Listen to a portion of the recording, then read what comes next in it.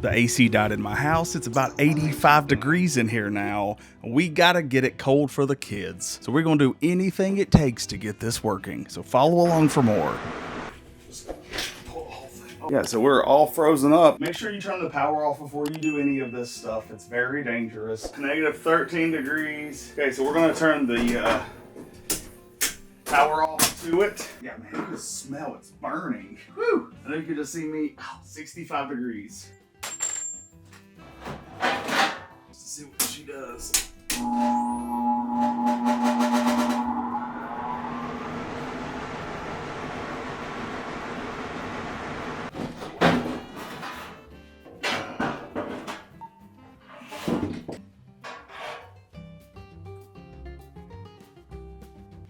And this thing has really served its purpose. Oh.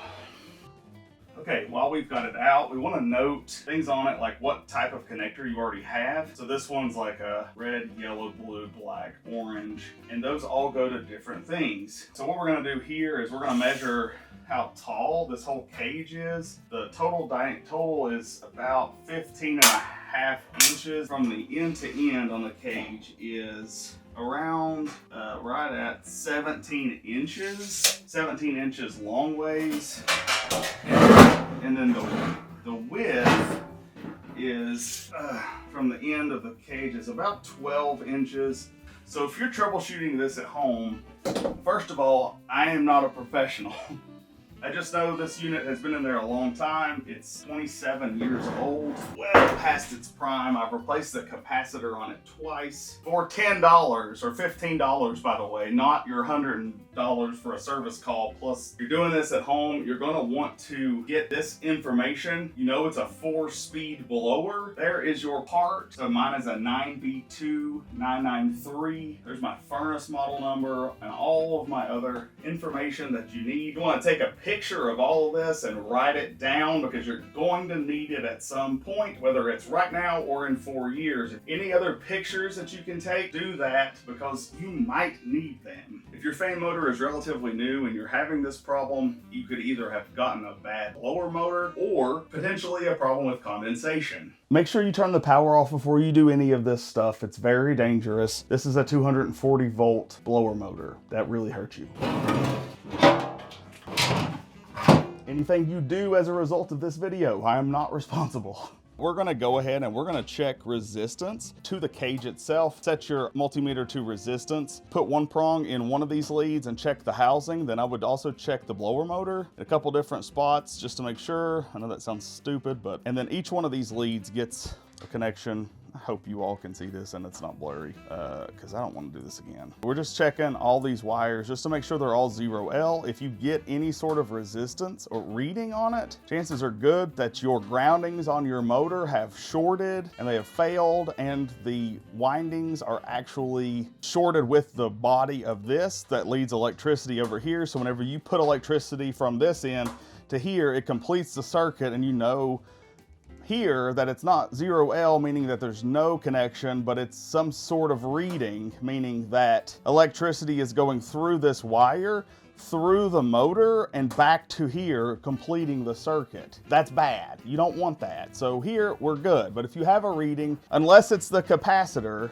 and that is still really hot, unless it's the capacitor, then it probably needs to be replaced. I'm going to try to find a replacement blower motor and cage. I'm gonna show you what I'm gonna do next just to get me through until the new blower motor arrives. Well, I guess in effect we have checked the windings. We know that they're not shorted to the body of the motor. There's probably bearings going bad. You are so good to me all the time. Thank you.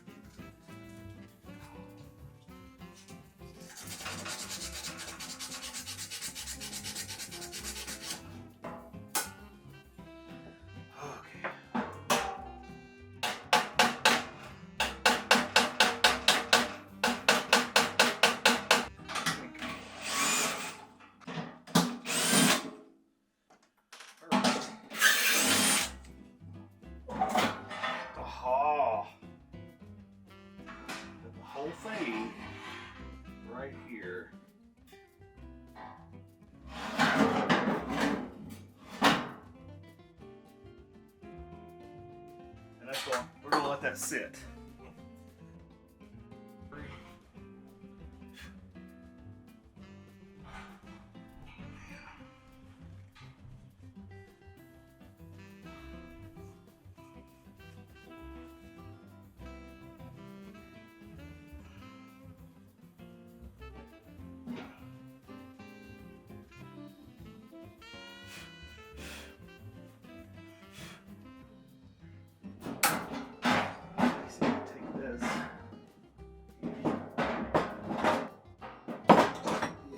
There we go. Okay. Well,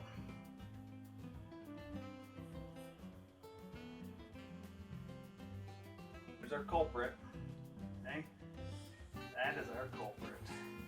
So,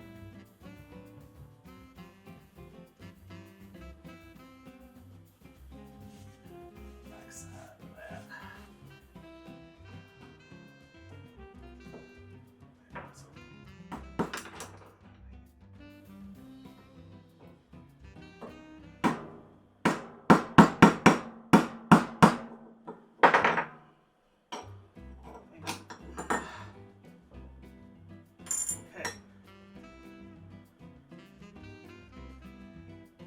Oh yeah, yeah. It's broken.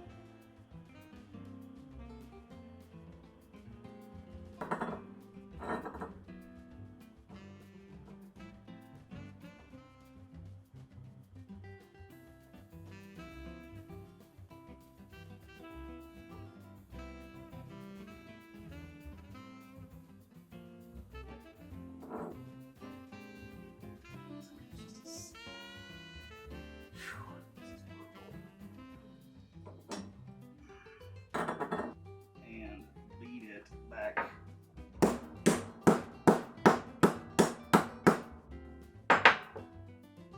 Into place. So on this part right here, really hot. I'm gonna take and clean the shaft up here.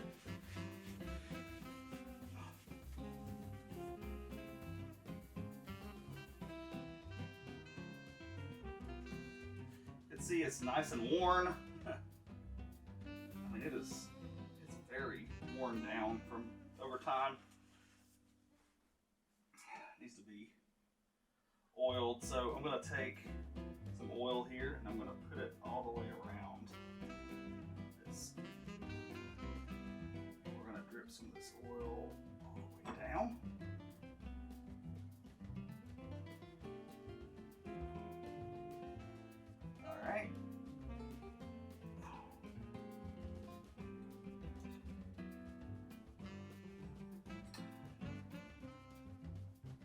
Now there's a seal. You can see the seal that goes on the inside. It's supposed to hit on this center part right there. You see that? It's supposed to slide in there just like that, pressed up against it, and lined up just like this one. That's the back side. So we're gonna go ahead and take and slide the motor back on. And so we've got that part oiled. We're gonna throw some more oil down on it. We're gonna oil this too. Again, this is only to last literally like just a few days. I mean, it's not intended to last forever. So, all right.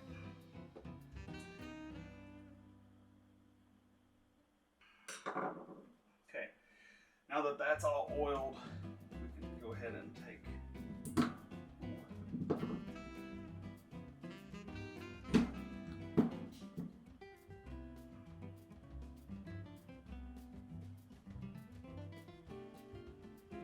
oh, nope. Wait.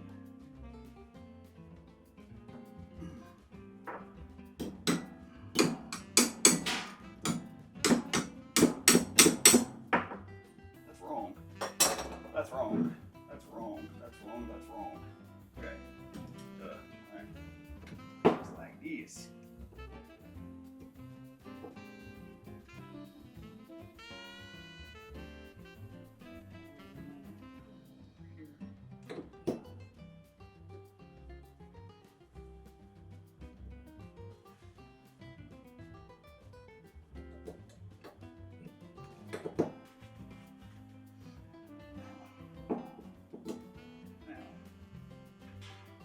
Now, there we go. There.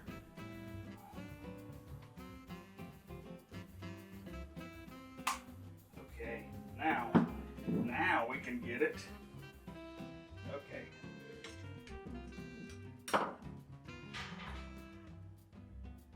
Allow those.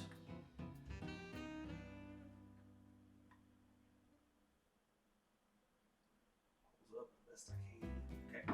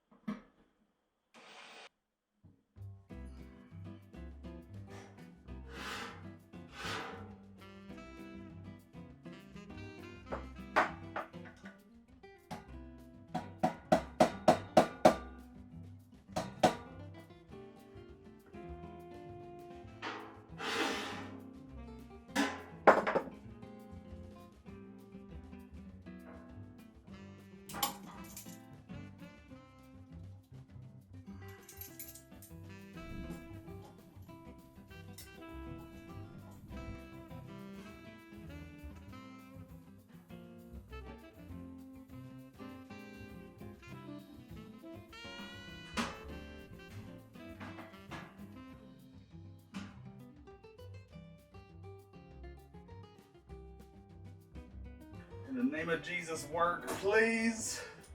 Please.